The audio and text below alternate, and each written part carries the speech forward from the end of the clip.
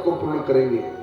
यही रत्ना आगे चल करके पूतना बनती है, जो भगवान को स्तनपान भी कराती है और मारने का प्रयास भी करते हैं।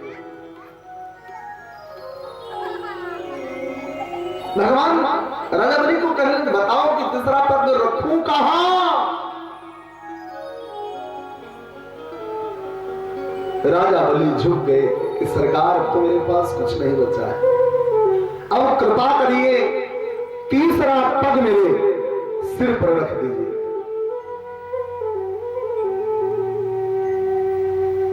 वामन भगवान तीसरा पग राजा बलि के सिर पर रख करके राजा बलि को पाताल लोक का अधिपत्य देते हैं। इस अखिल धरा पर नहीं रहना है, तुम पाताल लोक को जाओ।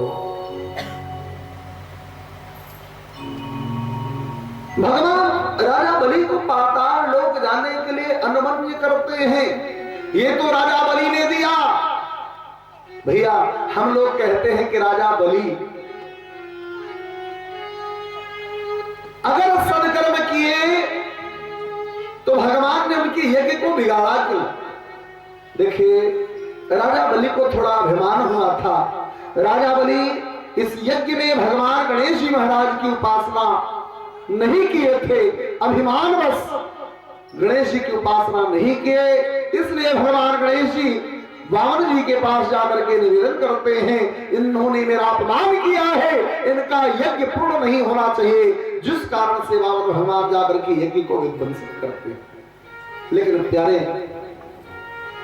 आप लोग खुद विचार करिए कि जिस यज्ञ में भगवान स्वयं पहुंच जाए वो यज्ञ बना या बिगड़ा? वो तो बन गया ना भैया।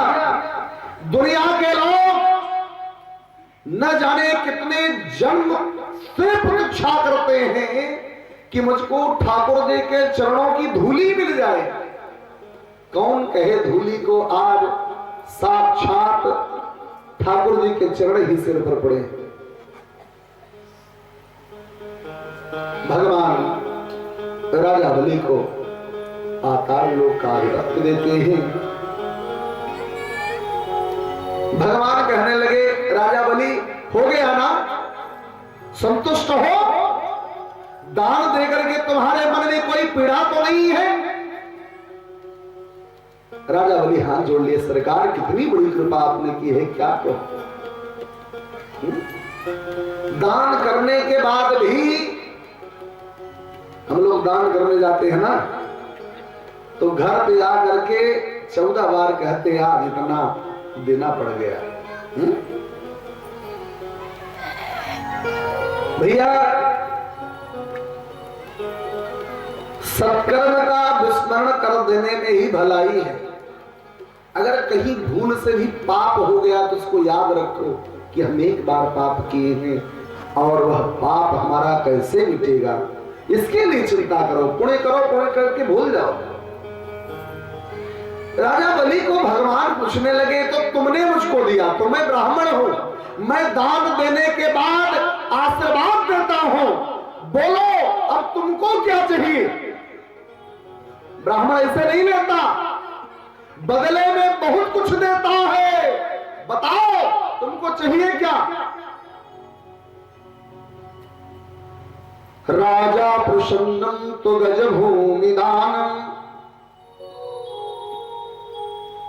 लेकिन विप्र प्रसन्नम तो साकेत धाम। राजा महाराजा खुश हो जाएंगे तो धन संपत्ति दे देंगे, लेकिन अगर ब्राह्मण प्रसन्न हो जाए, ब्राह्मण की कृपा हो जाए तो आपको वैकुंठ दिला सकता है।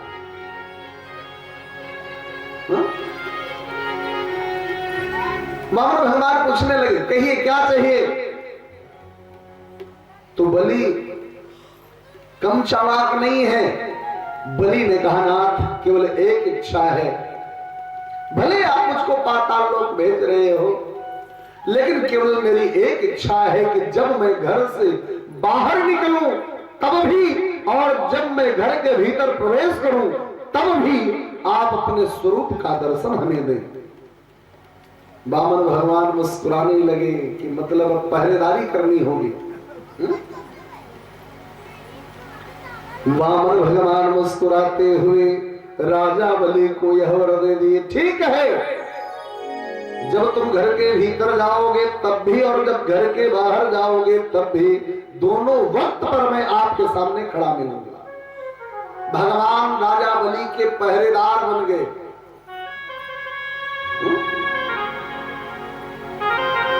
थोड़ा आप लोग ध्यान देते रहिए, जहां मैं पहुंचना चाह रहा हूं वहां आप लोग भी पहुंचिए।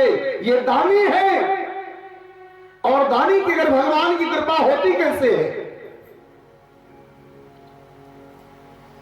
वामन भगवान वचन दिए कि ठीक है, आज से मैं आपके दरवाजे पर आपको खड़ा मिलूंगा।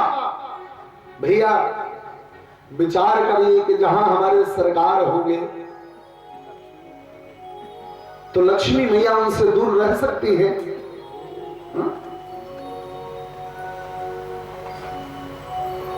ठाकुर जी जहां पहरेदारी करेंगे, क्या भगवती लक्ष्मी वहां से दूर होंगी? बलि को मिला पाताल लोक, भगवान पहरेदारी कर रहे हैं, लेकिन भगवती लक्ष्मी वहां आकर के निवास करने लगे। जो राजा बलि धरातल पर स्वर्गलोक पर अपना आधिपत्य किया, वह पाताल लोक में भी जाकर के अपने साम्राज्य को फैला लिया, क्योंकि भगवान नारायण की कृपा है। भैया दानी को कभी भगवान कमी नहीं करते। तुलसी सरिता नहीं हटे, पीस पंचन नील, धर्म किए धर ना घटे, जो सहाय रघुरी। बाबा तुलसी ने लिखा है, आज हम लोग सोचते हैं, देखिए ज्यादा पढ़े लिखे लोग इस प्रसंग को भी अपने ढंग से सोचते हैं, लेकिन बाबा ने ये सोच करके नहीं लिखा है।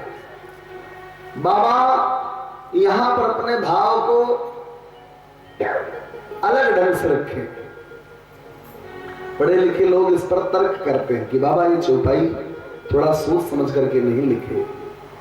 भाई आपके पास माना कि 10 लाख रुपया है, आपके मन में आया कि हम धर्म करें, तो धर्म करने में भी रुपया पैसा लगता है ना।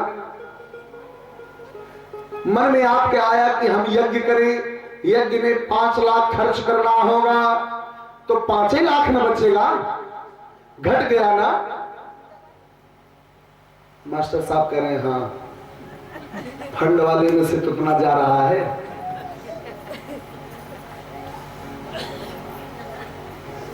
जो संपत्ति हम धर्म में लगाते हैं, बाबा इसलिए लिख रहे हैं कि तुलसी सरिता नहीं घटे, पीस पंचन नील, धर्म किए धन ना घटे, जो सहाय रघुवीर। बाबा तुलसी किस धन की बात कर रहे हैं? हम लोग धन मानते हैं, रुपया पैसा माल खजाना, इसको धन मानते हैं, लेकिन बाबा तुलसीदास जी इस संपत्ति को धन नहीं मानते। हा?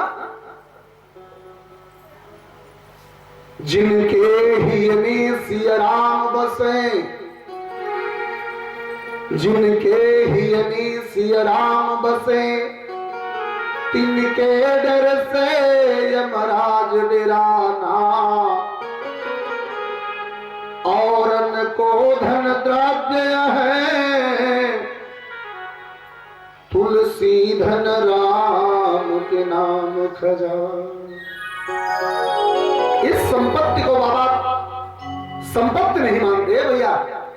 संपत्ति वो है कि जो अंत समय तक आपके काम में आए।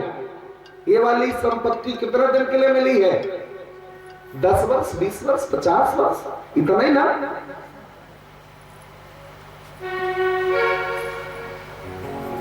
भैया एक बार की बात, एक सज्जन बहुत बड़े आदमी थे, बहुत बड़े सेठ थे, उनके पास हजारों करोड़ रुपया था। माई लोग थोड़ा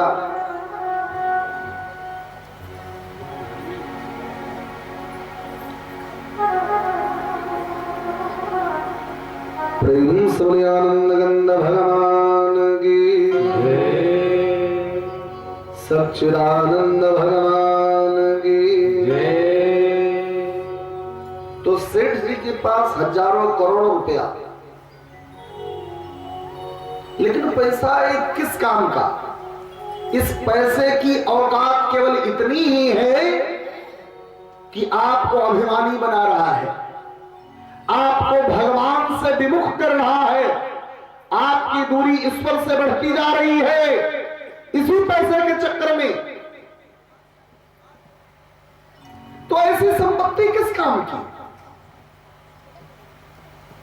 सेठ जी के पास हजारों करोड़ रुपया, लेकिन जिस दिन जाने को हुआ, यमदूत आकर के खड़े हो गए। रात्रि का वक्त था, सेठ जी सोने जा रहे थे, लेकिन यमदूतों ने कहा चलिए टाइम हो गया, चलना है।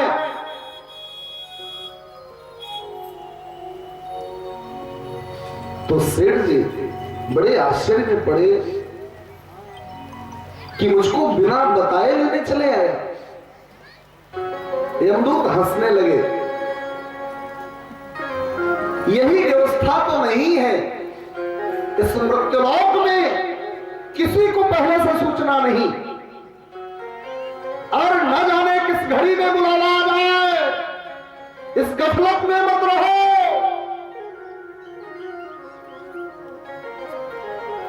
सेठ जी को बोले कि चलिए तैयारी करिए। सेठ जी कहने लगे भैया ले लो 5 करोड़, 2 घंटे का मोहलत दे दो। मैंने जीवन में कोई अच्छा काम नहीं किया, आज तक मैंने भगवान का भजन नहीं किया, 2 घंटे का वक्त दे दो। यमदूत ने कहा नहीं, 500 करोड़ देता हूं। यमदूतों ने कहा नहीं, एक भी पल का वक्त नहीं मिलेगा, चलो तुरंत। सेठ जी हाथ जोड़ लिए, भैया मेरी जितनी संपत्ति है सब ले लो, 1 घंटे का वक्त दे दो। यमदूतों ने कहा नहीं। सेठ जी रोने लगे, भैया मैं चलने को तैयार हूं, अभी चलूंगा, 1 पल का वक्त दे दीजिए, मैं एक संदेश लिखना चाहता हूं। सेठ जी कलम लेकर के एक संदेश लिखे कि दुनिया वाले लोगों, मेरी तरह अपने जीवन को बर्बाद मत करो। जिस संपत्ति को कमाने में हम सब क्या कुछ नहीं करते, उस संपत्ति की इतनी भी औकात नहीं है कि आपके 1 घंटे की जिंदगी को और बढ़ा दे। हजारों करोड़ लगा करके मैं 1 घंटे की जिंदगी नहीं बढ़ा पाया, इस पैसे की कोई औकात नहीं है, इसके पीछे जीवन को बर्बाद मत करो। भैया इतना कीमती जीवन है कि 1000 करोड़ भी लगा करके 1 घंटे की जिंदगी नहीं मिली। हम लोग गणित लगाएं कि कितना जीवन बर्बाद कर रहे हैं।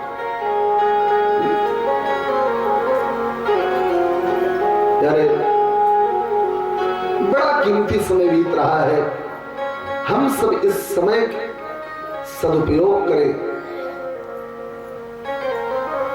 एक पल का सदुपयोग करें। भागवत हमको यही सिखाती है कि जीवन का प्रतिपल प्रतिक्षण बड़ा कीमती है।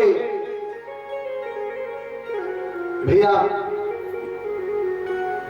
आज का यह क्षण भी आप सबका भगवान के सत्संग में बीत रहा है, ये ठाकुर जी की कृपा है। मैं तो एक बात अक्सर कहा करता हूं कि जिसको आप लोग चुनते हो ये जनता चुनती है। वे लोग जाते हैं लोकसभा विधानसभा में बैठते हैं, लेकिन जिसको मेरे ठाकुर चुनते हैं वे लोग कथा सत्संग में आकर बैठते हैं। ये सामान्य बात नहीं है, ठाकुर जी की कृपा ही समझो कि आज का समय आपका सत्संग में बीत रहा है।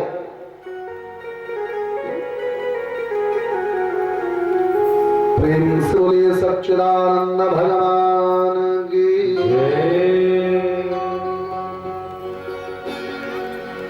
श्रीमन्नारायण नारायण नारायण श्रीमन्नारायण नारायण नारायण श्रीमन्नारायण नारायण नारायण श्रीमन्नारायण नारायण नारायण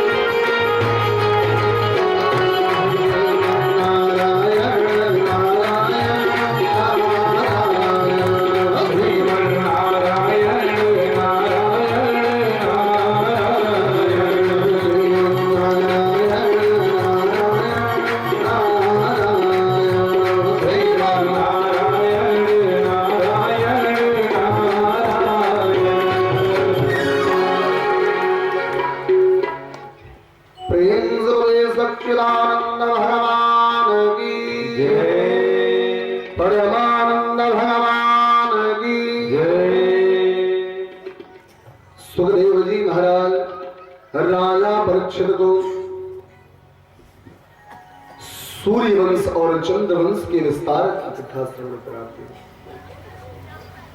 राजा परीक्षित जी महाराज भगवान सुखदेव जी से आग्रह करते हैं, सरकार कृपा करके हमको भगवान के पूर्णावतार की ओर लेकर के चलें।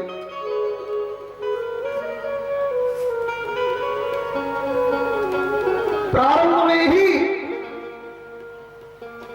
सुखदेव जी महाराज ने राजा परीक्षित को यह संकेत कर दिया है कि जन्माद्यस्य यतो मयादि कर्ता शार्ते स्वेद्य स्वरा तेन ब्रह्म हि नामयादि कवये मुह्यन्ति यत्सूरयः तेनो वारिमिदायता विनिमयो यत्र त्रिशर्गो धामने तस्य सदा निरस्तकुहकं सत्यं परं धीमहि। आज राजा परीक्षित के मन में भाव बना कि सरकार वही सत्य स्वरूप की कथा अब हमको भगवान के पूर्णावतार की ओर लेकर के चली। पूर्ण अवतार में भगवान के दो अवतार ऐसे हैं जिनको भगवान का पूर्णावतार माना जाता है, एक रामावतार और एक कृष्णावतार। रामावतार सूर्य वंश में हुआ है और कृष्णावतार चंद्रवंश में। भैया आप सबको निवेदन करो कि भागवत में रामावतार की संपूर्ण कथा नहीं है, आंशिक कथा आई है, लेकिन हम लोग प्रयास करें कि एक दृष्टि में संपूर्ण राम कथा की ओर बढ़ते हैं।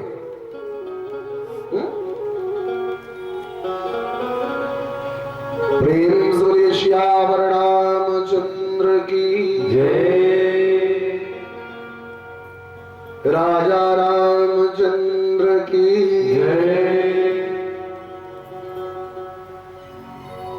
मैं पहले सबसे आग्रह कर लूं, निवेदन कर लूं कि अब आप लोग भगवान के पूर्णावतार की कथा श्रवण करने चल रहे हो।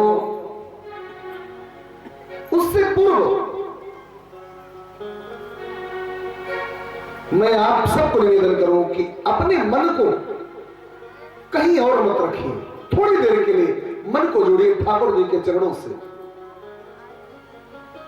एक दृष्टि में संपूर्ण राम कथा बहुत समय पहले की बात है कि जब इस अखंड धरातल पर त्रेता युग चल रहा है कि भरत खंड के अवध प्रांत के अयोध्या के चक्रवर्ती सम्राट राजा दशरथ के यहां 3 रानी हैं। रानी कौशल्या, रानी सुमित्रा और रानी कैकेयी। 3 रानियों के साथ राजा दशरथ का गृहस्थ बड़े सुंदर ढंग से चल रहा है। राजा दशरथ चक्रवर्ती सम्राट है। राजा दशरथ को भगवान ने सब कुछ दिया है। राजा दशरथ को कोई संतान नहीं है। राजा दशरथ शिकार करने के बड़े शौकीन थे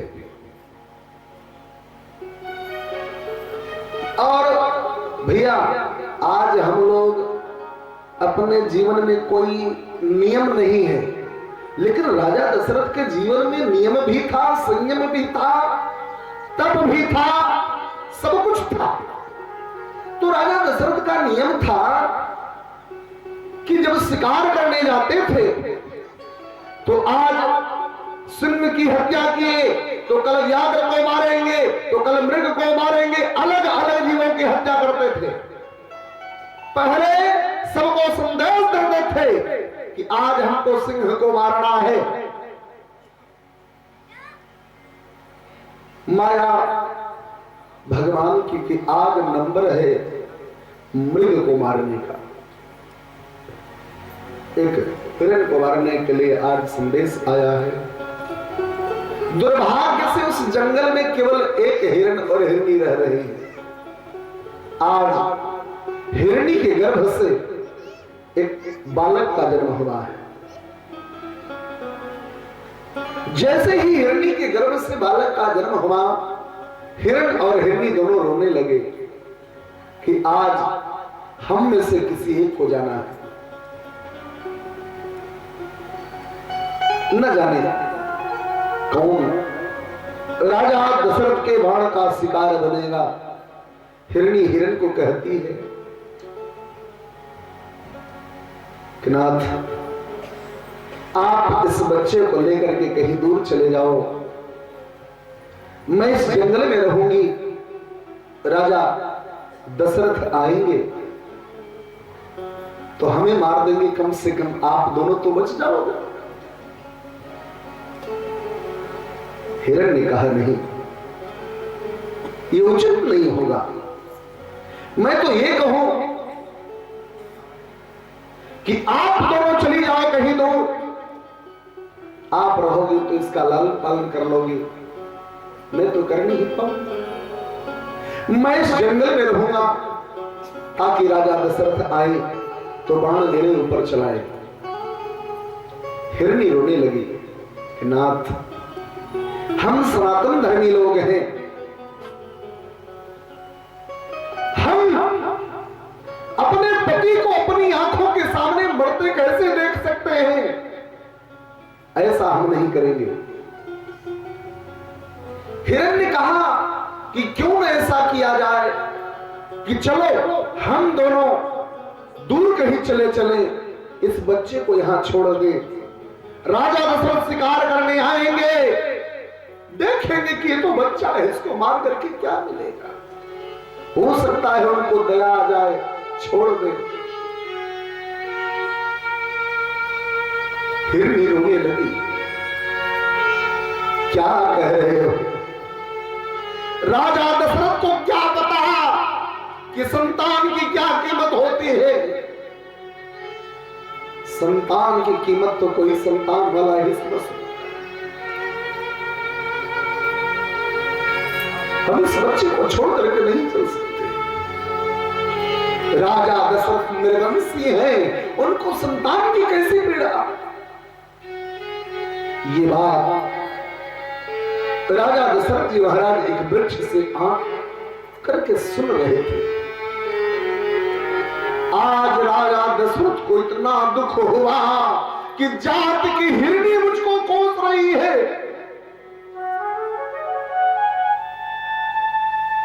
जात की हिरनी मुझको कोस रही है कि मैं निर्वंशी हूं। राजा दशरथ शिकार नहीं किए, वापस लौट करके राजमहल में आए। अन्न जन सब कुछ त्याग कर उदास हो करके लेट गए कि जात की हिरनी अब मुझको निर्वंशी कर। आज पहली बार राजा दशरथ को चिंता हुई कि हमको संतान नहीं। संतान के लिए आज चिंता। एक बार भूपति मन माही भागना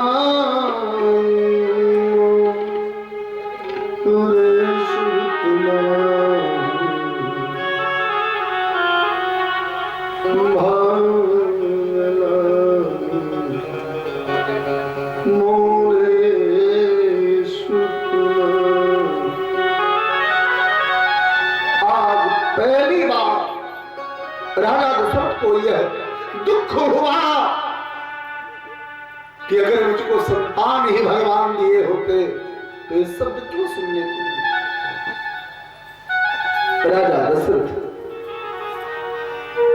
वशिष्ठ जी के पास जाते हैं और वशिष्ठ जी से प्रार्थना करते हैं कि नाथ, मेरे बाद इस अयोध्या में ब्राह्मणों की सेवा कौन करेगा? मेरे बाद इस अयोध्या में साधु संतों की सेवा कौन करेगा? गौ ब्राह्मण की रक्षा कौन करेगा? वशिष्ठ जी महाराज समझ गए कि राजा दशरथ के मन में संतान की इच्छा जग चुकी। भैया, हम लोग जब जीवन में अपने संशयों से घिर जाते हैं, विपत्तियों से घिर जाते हैं, तब किसी संत के शरण में जाते हैं कि अब आप ही मार्ग दिखाइए। वशिष्ठ महाराज समझ गए और राजा दशरथ को समझाने लगे। जन्मांग बनाए और जन्मांग बना करके देखते हैं तो पंचम स्थान पर राहु की प्रतिदृष्टि लग रही है, जिस कारण से संतान में बाधा है। वशिष्ठ जी महाराज कहने लगे कि चिंता मत करिए, धरहु धीर हुई है सुतचारी, त्रिभुवन विदित भगत भय, धरहु धीर हुई है सुतचारी। एक दो नहीं, चार चार पैदा होंगे और ऐसे वैसे नहीं होंगे। त्रिभुवन विदित भगत भय, तीनों लोग उनकी जय जयकार करेंगे, ऐसे पुत्र पैदा हुए। दशरथ जी महाराज भावुक हो गए, कब होंगे? चौथा पल तो आ गया। वशिष्ठ जी महाराज कहने लगे ऐसे नहीं, संतान में बाधा है इसलिए पुत्रेष्ठ यज्ञ करना होगा, तो करिए ना महाराज। वशिष्ठ जी महाराज कहने लगे वो यज्ञ हम नहीं करेंगे, उसके लिए श्रृंगी ऋषि को बुलाना होगा। श्रृंगी ऋषि को बुलवाया गया, यज्ञ प्रारंभ हुआ। यज्ञ जैसे ही पूर्ण हुआ, यज्ञ कुंड से अग्निदेव स्वयं हाथ में चरु लेकर के प्रकट हुए और राजा दशरथ को सौंप देते हैं कि यह प्रसाद आप अपनी रानियों को बांट दो और जो भी इस प्रसाद को पाएंगे निश्चित रूप से उनको गर्व होगा। राजा दशरथ को प्रसाद मिला तो राजा दशरथ यहां भूल कर देते हैं, अर्धभाग कौशल्य ही दीना और उभय भाग आधे करके। आधा प्रसाद रानी कौशल्या को दे देते हैं और आधा प्रसाद रानी कैकेयी को दे दे। रानी सुमित्रा को प्रसाद नहीं मिला, लेकिन भैया वो समय था कि जब दोनों रानियों को पता चला कि हम सबको प्रसाद मिल गया लेकिन मझली रानी सुमित्रा को प्रसाद नहीं मिला है, तो दोनों रानी अपने अपने प्रसाद में से थोड़ा थोड़ा प्रसाद निकाल करके रानी सुमित्रा को भेंट कर देती हैं और सुमित्रा उसी वक्त में उसी पल में मन में संकल्प ले लेती है कि आगे चल करके अगर मेरे गर्भ से 2 पुत्र पैदा होंगे तो मैं एक पुत्र को कौशल्या के पुत्र की सेवा में लगा दूंगी, दूसरे पुत्र को कैकेयी के पुत्र की सेवा में लगा दूंगी। और भैया किया है आगे चल करके सुमित्रा के गर्भ से 2 लाल पैदा हुए, लक्ष्मण और शत्रुघ्न। लक्ष्मण को राम की सेवा में लगा दिया और शत्रुघ्न को भरत की सेवा में लगा दिया। ये त्याग है। भैया समाज में हम सब कुछ त्याग की वृत्ति अपनाएं। आज हम सबका जीवन कोरा कोरा बीत रहा है, जीवन में कोई त्याग नहीं है।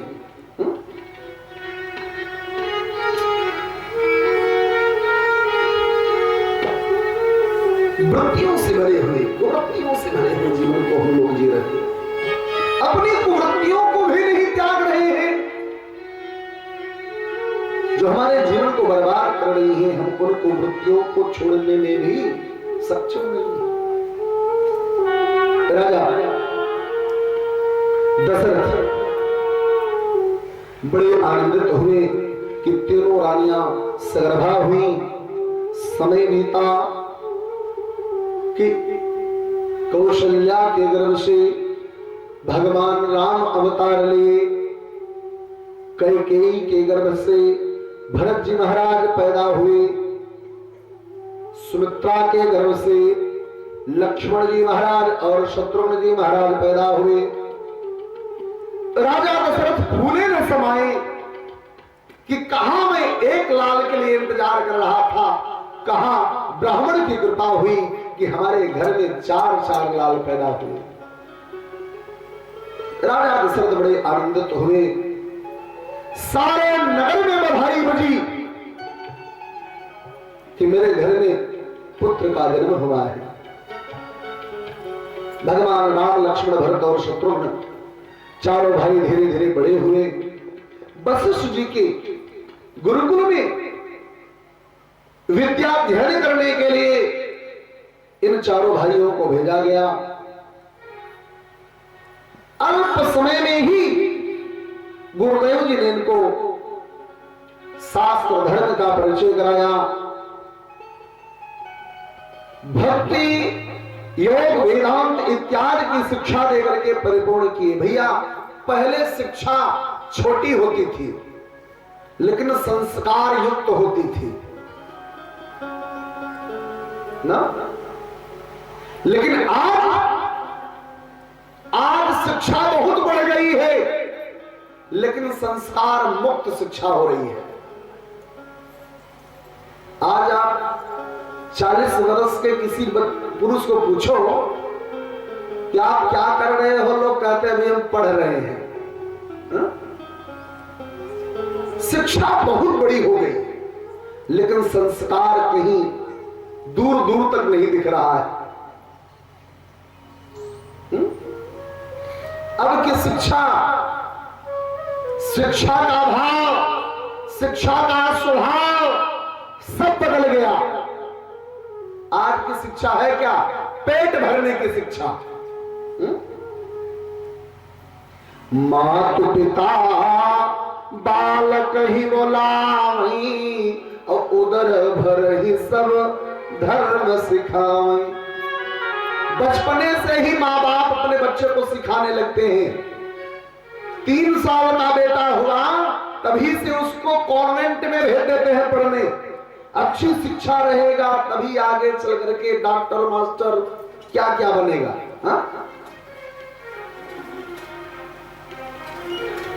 छोटी सी उम्र में जब उसको संस्कार देना चाहिए तब हम लोग उसको शिक्षा में लगा लेते हैं।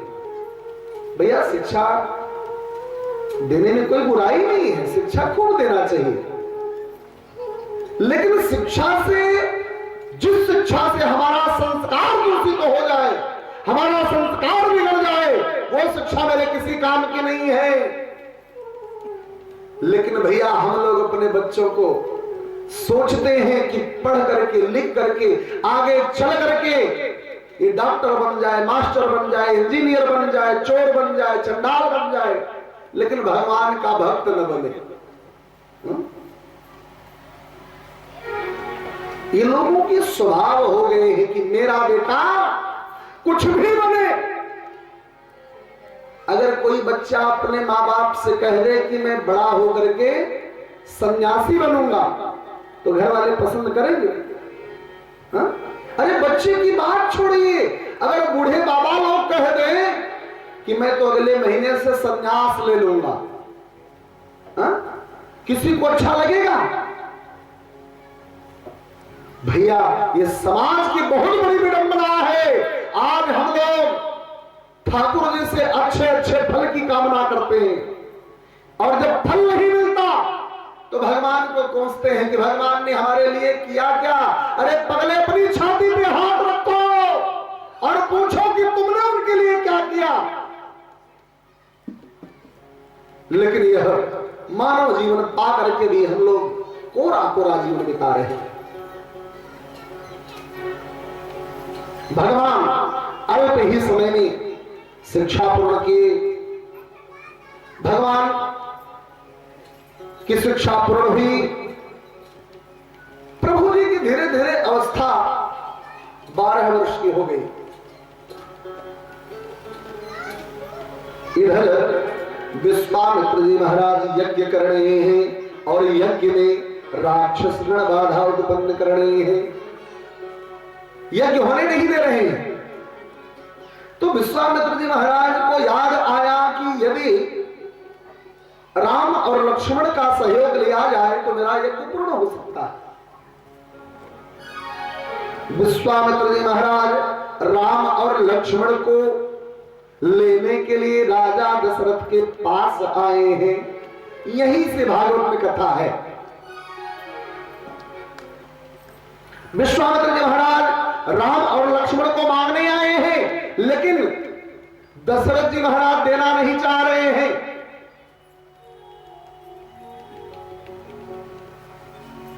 विश्वामित्र जी महाराज उदास हैं, जबकि भगवान राम स्वयं कहे हैं कि विप्रधेनु सुर संतहित लीन मनुज अवतार, निज इच्छा निर्मित तन माया गुण गोपाल। अपनी इच्छा से मैंने मनुष्य का तन धारण किया है, तो क्यों? विप्रधेनु सुर संतहित, ब्राह्मण की रक्षा के लिए, गौ की रक्षा के लिए, देवताओं की रक्षा के लिए, संत की रक्षा के लिए ये मनुष्य तन मैंने धारण किया है। आज विश्वामित्र जी महाराज इसी भाव से राम को मांगने गए और राजा दशरथ जी दे नहीं रहे हैं, बार बार याचना करते हैं। दशरथ जी महाराज गुरु विश्वामित्र को साफ साफ मना कर देते हैं कि मांगहु भूमि धेनु धन को सा, सो मैं देव सहस सहसा। और देह प्राण प्रिय संग कछुनाही, सो मैं देव निमिष एक माही। और कुछ मांग लीजिए आप। मांगहु भूमि धेनु धन कोसा, लेने के लिए तैयार हो। और यही नहीं, देह प्राण प्रिय सम कछ भाई, सो मैं देहु निमिष एक माही। निमिष कहते हैं पलक झप जाए, निमिष कहते हैं एक रात्र को, निमिष कहते हैं कल्प को। केवल पलक झपकने भर की देरी है। कहिए तो मैं अपना प्राण निकाल दूं, सब कुछ दे सकता हूं, लेकिन मैं अपने राम को नहीं दे सकता। मेरे राम को मत मांगिए। भैया राम को क्यों नहीं देना चाह रहे हैं? भैया कौन ऐसा होगा कि जो अपने जीवन से राम जी को दूर कर देगा? और भैया राम का स्वभाव भी ऐसा है कि राम की जगह कोई भी बालक हो, अगर उसका ऐसा स्वभाव होगा तो कोई बाप अपने से दूर अपने बेटे को नहीं करेगा।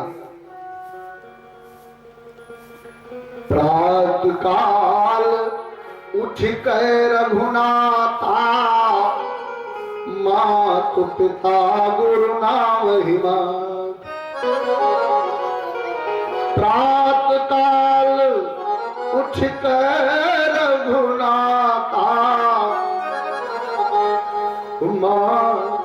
पिता गुरु ना महिमा। जिन राम जी की हम लोग पूजा करते हैं उन राम जी का यह स्वभाव है, शर्म करें हम लोग। राम को तो मानते हैं लेकिन राम की नहीं मानते ना। अगर राम जी की कृपा चाहते हो तो जैसा स्वभाव उन्होंने बनाया है वैसा बनाना पड़ेगा। इस पथ पर चलोगे तब कृपा होगी।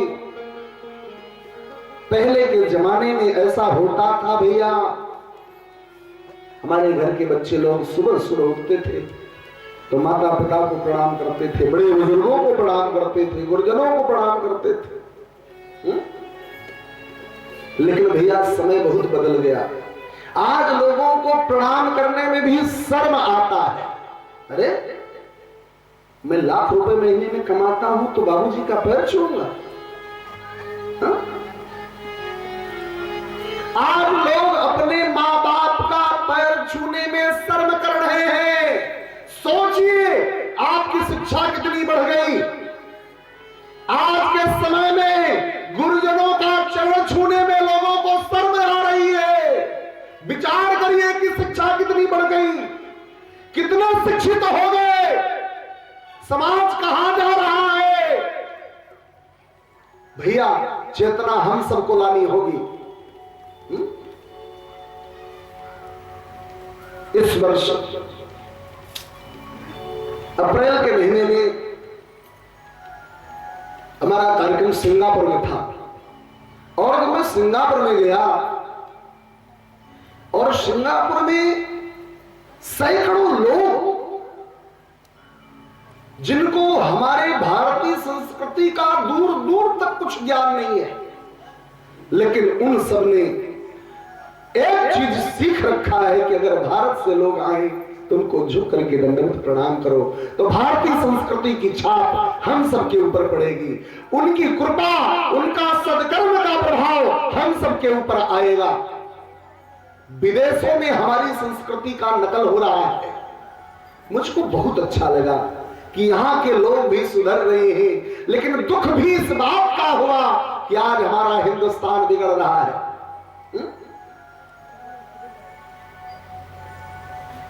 लेकिन भैया मैं सारा दोष केवल उन भाइयों को नहीं दूंगा कि जो लोग अपने माँ बाप का पैर नहीं छूते, गुरुजनों को प्रणाम नहीं करते। ये सारी गलती उनकी नहीं है, गलती हम लोगों की भी है। ये संस्कार हमको कहां से मिलता था?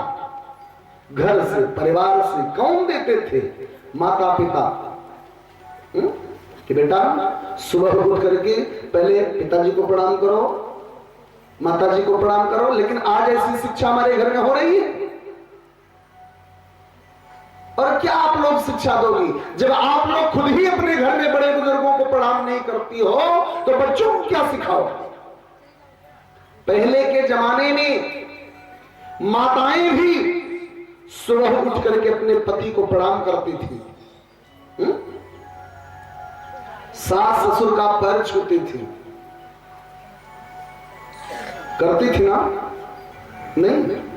अच्छा इधर नहीं होता होगा, बाकी ये परंपरा पूरे धरातल पर चलता था।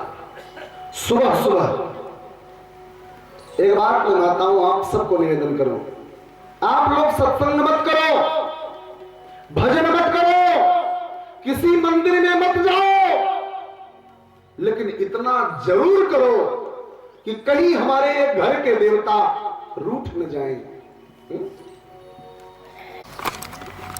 आपके लिए ये नियम नहीं है कि घर में चाहे सब लोग नाराज हो जाएं लेकिन हम कथा सुनने जाएंगे।